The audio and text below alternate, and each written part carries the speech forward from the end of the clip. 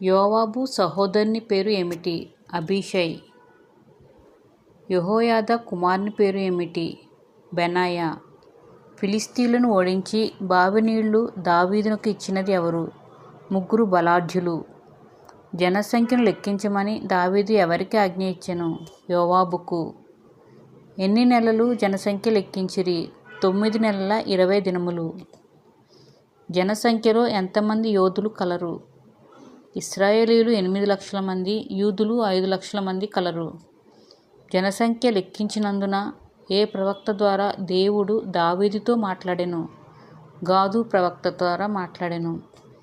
గాదు ఏ 3 విషయములను దావీదు ముందు పెట్టెను?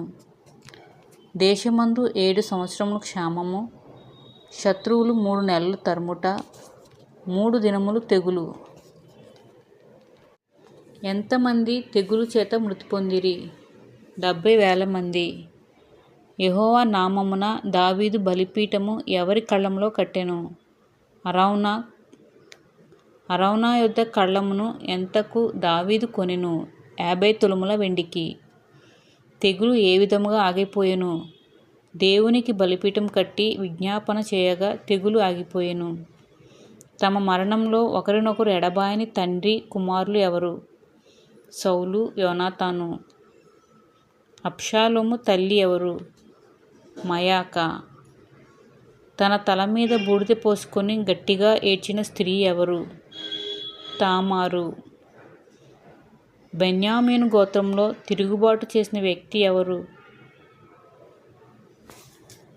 షేబా. సౌలు, యోనాతాను ఎముకలు ఎక్కడ సమాధి చేయబడ్డాయి? సేలా. కోతకాలమందు దావీదు ఎక్కడ దాగుకొన్నాడు? అదుల్లాము గుహ.